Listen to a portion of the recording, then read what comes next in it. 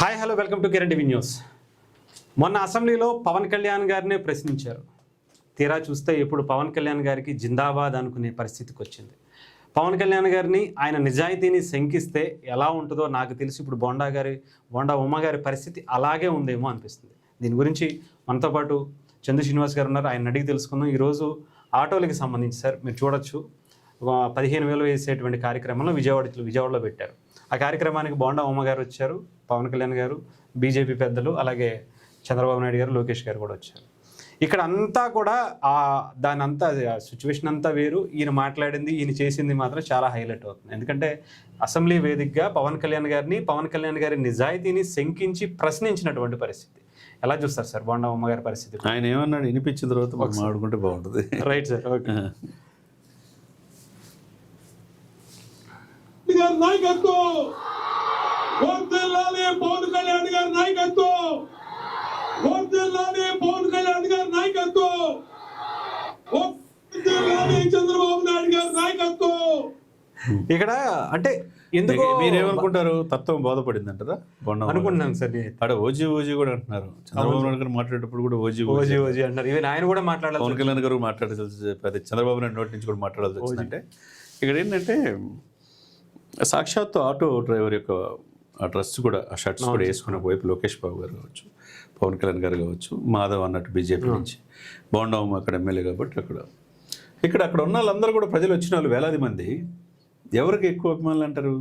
నేను డెఫినెట్గా సార్ పవన్ కళ్యాణ్ గారు అభిమానులే. అంటే ఎవరన్నా తగ్గించినట్టు పవన్ కళ్యాణ్ గారు కూడా ఏమన్నాడు, ఇప్పుడున్న సిచ్యువేషన్స్లో ఆర్థిక ఇబ్బందులు ఉన్నా మీకు 15,000 రూపాయలు ఇస్తున్నాం అని చెప్పాడు. అక్కడ ఓజీ అన్నారు.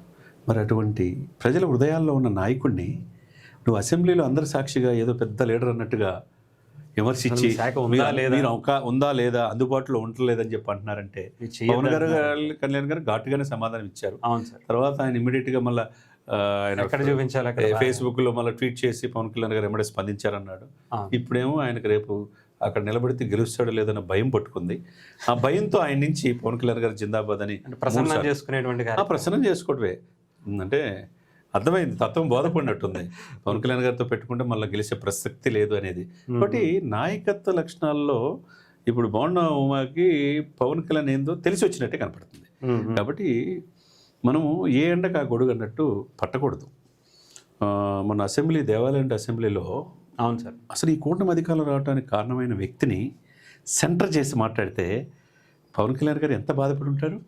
కానీ చాలా హుందాగా వ్యవహరించారు సార్ పవన్ కళ్యాణ్ గారు. అదే ఆయన లక్షణాలు, ఆయన నాయకత్వ లక్షణం. చిరంజీవి గారు గౌరవిస్తా బోండా ఉమ్మ గారు అని చెప్తానే మీరు చెప్పిన దాంట్లో పూర్తిగా నేనేమి ఏకీపించను, ఎవరు చేయాల్సిన పని వాళ్ళు చేస్తారు అని చెప్పటం చాలా హుందాగా ఉంది. అంటే మీరు చెప్పిందే జరగాలంటే ఎట్లా? ఈ రాష్ట్రానికి ముఖ్యమంత్రి ఉంటాడు చంద్రబాబు నాయుడు గారు, 4 దశాబ్దాలు అనుకున్న వ్యక్తి. ఉప ముఖ్యమంత్రి పవన్ కళ్యాణ్ గారు ఉంటారు. అసలు మీరు ఎమ్మెల్యే కావడానికి కారణమైన వ్యక్తి పవన్ కళ్యాణ్ గారు. అది అందరికీ తెలిసిన అంశం. మరి ఆయన్నే సెంటర్ చేసిన తర్వాత అందరూ చెప్పినట్టున్నారు, పాపం ఎందుకు రావు బాబు నువ్వు రేపు గెలవు ఎలక్షన్స్లో వాళ్ళే నిలబడేది అని చెప్పేసి మరి తత్వం బోధపడినట్టుంది. కాబట్టి ఇప్పుడు తెలుసుకున్నట్టుగా బోండా ఉమ్మ గారు కనపడుతున్నారు. మరి ఎంత జిందాబాదులు చెప్పినా జనసేన అభిమానుల్లో, పవన్ కళ్యాణ్ గారి అభిమానుల్లో అది మనసులో పెట్టుకుంటారా? అవును సార్, డెఫినెట్గా అదైతే ఉంటుంది. అదైతే డెఫినెట్గా ఉంటుంది. ఎక్కడ చూపించాలో అక్కడ చూపిస్తారు. కాబట్టి రాబోయే రోజులు ఆయన రాజకీయ భవిష్యత్తుకి గడ్డు కాలంగానే స్పష్టంగా కనపడుతుందండి. డెఫినెట్గా ఆయన చాలా క్లారిటీ ఉన్నట్టు ఉంది సార్. ఎందుకంటే ఆయన ఇంత తొందరగా రియాక్ట్ అవ్వటం, వెంటనే తెల్లారే తెలుసుకోవటం, దాన్ని మళ్ళీ సర్వీస్ చేయడం ప్రయత్నం చేయటం, ఈ రోజేమో అవకాశాన్ని అందిపుచ్చుకొని పవన్ కళ్యాణ్ గారు ఏదేమైనా కానీ పవన్ కళ్యాణ్ గారితో పెట్టుకుంటే ఏంటి అనేది జగన్మోహన్ రెడ్డి గారి కాడి నుంచి మాజీ మంత్రులు అందరూ చూస్తున్నారు. ఇప్పుడు అధికార పార్టీలో ఉన్న వాళ్ళు కూడా ఇప్పుడు పర్ఫెక్ట్గా జస్ట్ ట్రైల్ వేసినట్టుందేమో. మిగతా వాళ్ళందరికీ ఈయన కావచ్చు, బాలకృష్ణ గారు కావచ్చు, మాట్లాడింది ప్రజలు తీసుకోవట్లా. వీళ్ళు ఎందుకు మాట్లాడారు? సందర్భం లేకుండా మాట్లాడారు. ఎవరి పట్ల మాట్లాడారు? మొన్న బోండా ఉమ్మ ఎవరి పట్ల? పవన్ కళ్యాణ్ గారి పట్ల, డిప్యూటీ సీఎం పట్ల. బాలకృష్ణ గారు ఎవరి పట్ల మాట్లాడాడు? పద్మవిభూషణ్ అయినా చిరంజీవి గారి పట్ల. అందరు ఏంటి మెగా అంటే అసూయ. వీళ్ళ ఫ్యామిలీ ఏంది అందరిని ఎత్తుకెళ్తుంది. సంక్రాంతి ఉత్సవాల్లో మోదీ గారు భుజం మీద చేసుకుని పక్కన కూర్చోబెట్టుకున్నాడు చిరంజీవి గారిని. ఇక్కడ కట్ చేస్తేనేమో మా బావగారు చంద్రబాబు నాయుడు గారితో పాటు అన్ని ఫోటోల్లో పవన్ కళ్యాణ్ ఉంటున్నాడు.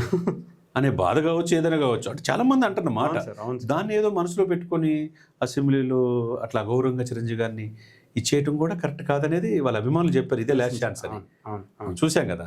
కానీ బాలకృష్ణ గారు మాట్లాడిన తప్పే, బొండమ్మ మాట్లాడిన తప్పే. మిత్రపక్షం, కూటమి నియమ నిబంధనల్ని చంద్రబాబు నాయుడు గారు ఎలా అయితే ఫాలో అవుతున్నారో మీరందరూ ఫాలో అవ్వాల్సిందే. అవును సార్.